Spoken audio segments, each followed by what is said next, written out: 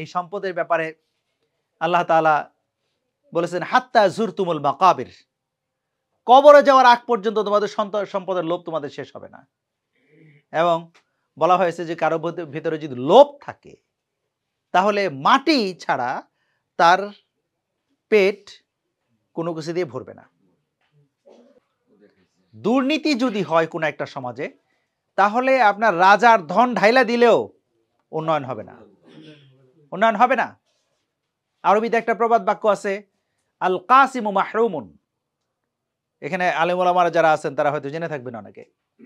আল কাসিমু মাহরুমুন, আল কাসিমু মাহরুমুন মানে হলো যে বন্টন করে সে পায় না, যে বন্টন করে সে পায় না।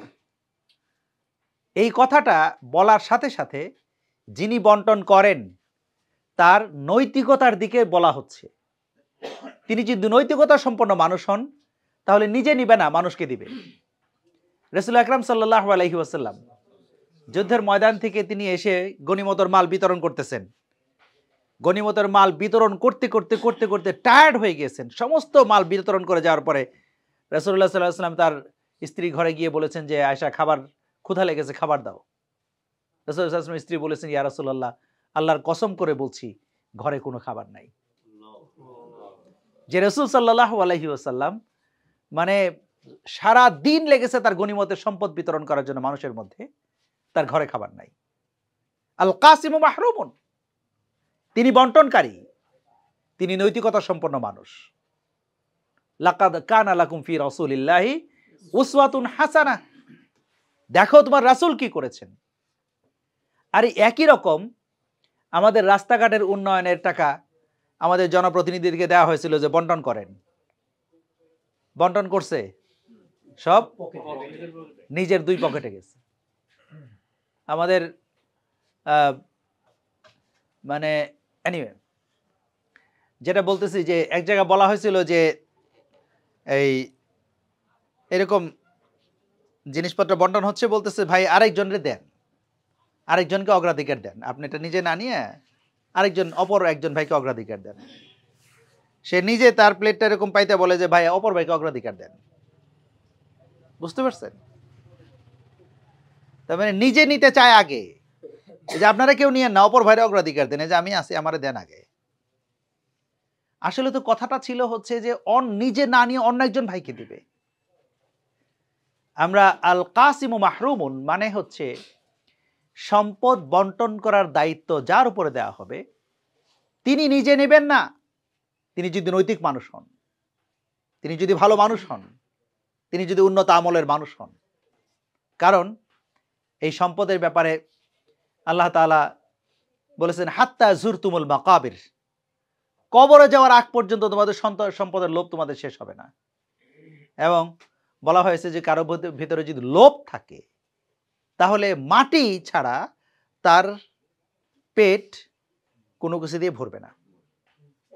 এই জন্য আমরা বলি যে যারা বন্টন করার দায়িত্বপ্রাপ্ত মানুষ, those who are elected as an MP or something else, যারা মানুষের সম্পদ বন্টনের কাজে নিযুক্ত, তারা যদি আল্লাহ তাআলাকে ভয় না পান, দিনে এবং রাতে পাহাড়ে অথবা গহীন অরণ্যের ভেতরে, দিনের আলোতে অথবা রাতের মানে কুচকুচে অন্ধকারের মধ্যে, এবং প্রকাশ্যে এবং দিবালোকে, অথবা পানির নিচে, যদি সে আল্লাহ তাআলাকে ভয় না করেন, পৃথিবীর কোনো পুলিশ ব্যবস্থা দুর্নীতি থেকে তাকে মুক্ত করতে পারবে না। কোনো পুলিশ ব্যবস্থা তাকে ধরতে পারবে না। সেলফ পুলিশিং একটা কথা আছে। এই জন্য আমরা বলি যে জামাত ইসলামের পক্ষ থেকে আপনাদেরকে আমরা বলতে চাই যে নির্বাচিত হইলে আমরা কি করব, এই ওয়াদা আপনারা শুনতে চান? আপনারা বলতে চান যে আমাদের জন্য আপনারা কি করবেন বলে যান। এমপি সাহেবরা কি করবেন নির্বাচিত হইলে? এই প্রসঙ্গে একটা কথা আমি মাঝে মাঝে বলি এবং এটা আজকেও আপনাদেরকে বলবো। এইখানে যারা আছেন, আমাদের জাকির বলেছেন যে এই এলাকার মানুষরা আমরা যখন ভোট দিয়েছি আমাদের কাছে প্রায়োরিটি ছিল আল্লাহ তাআলা এবং তার রাসূল সাল্লাল্লাহু আলাইহি ওয়াসাল্লাম। আমাদের প্রায়োরিটি ছিল ইসলাম কার কাছে বেশি নিরাপদ থাকে। এই এলাকা মানুষরা ধর্মপ্রাণ, ধর্মপরায়ণ। আমি আপনাদেরকে বলছি, ধরেন আমি এখন এইখানে বক্তব্য দেওয়া শেষ করে আমার গাড়ি পর্যন্ত উঠতে পারবো, নিশ্চয়তা আছে? কোনো নিশ্চয়তা নাই। আমার যেখানে গাড়ি পর্যন্ত ওঠার কোনো নিশ্চয়তা নাই, আমার যেখানে গাড়িতে করে আদৌ বাসা পর্যন্ত পৌঁছতে পারবো না তার কোনো নিশ্চয়তা নাই, তাহলে আমি কিসের ওয়াদা দিব? আমার ওয়াদা করার কোনো সুযোগ আছে? তবে যদি আল্লাহ তাআলা আমাদেরকে হায়াত দারাজ করেন, যদি আল্লাহ তাআলা আমাদেরকে ওই পর্যন্ত জীবিত রাখেন, যদি আল্লাহ তাআলা আমাদেরকে এই এলাকার মানুষের সেবা করার জন্য কবুল করেন, তাহলে আমাদের ১ নাম্বার ওয়াদা হচ্ছে দুর্নীতি মুক্ত একটি প্রশাসন আপনাদেরকে উপহার দেব ইনশাআল্লাহ। দুর্নীতি মুক্ত প্রশাসন উপহার দিলে কি হবে? আপনি ধরেন দুর্নীতি যারা করেন তারা একটা কমন কথা বলেন যে ভাই আমি তো একা খাই না, এটা উপর পর্যন্ত যায়, তাই না? আমরা এখন উপর পর্যন্ত, উপরে কে আছে? উপরে কে? নাউজুবিল্লাহি মিন যালিক। আল্লাহ পর্যন্ত জানে কে এটা? তাহলে কোন পর্যন্ত যায়? এমপি পর্যন্ত যায়, মন্ত্রী পর্যন্ত যায়, প্রধানমন্ত্রী পর্যন্ত যায়, তাই না? এখন এমপি সাহেব যদি বলেন তার নিচের অফিসারদেরকে যে আমার 10% দরকার নাই, আমরা যখন তাকে বলি যে 10% আমাকে দিতে হবে, তখন তো সে এখানে 20% চার্জ করে। সে মনে করে নেতারে তো দিব, আমার পকেট, নেতারে দিব, আমি কিছু নেই।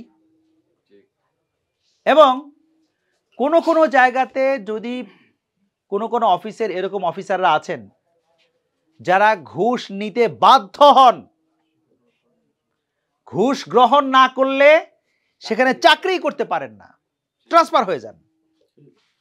কারণ হচ্ছে তার উপরের অফিসার, এটা তো ইনকামের রাস্তা তো বন্ধ হয়ে গেল।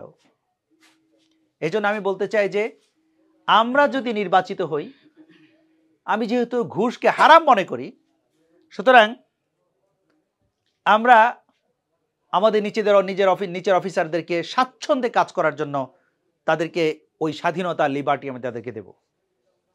আমরা তাদেরকে বলবো আপনারা আপনাদের দেশপ্রেম, আপনারা আপনাদের সমস্ত দক্ষতা এবং প্রফেশনালিজম, আপনাদের পেশাদারিত্ব বজায় রেখে আপনারা কাজ করবেন। আশা করছি আমাদের অফিসাররা আমাদেরকে সহযোগিতা করবেন ইনশাআল্লাহ।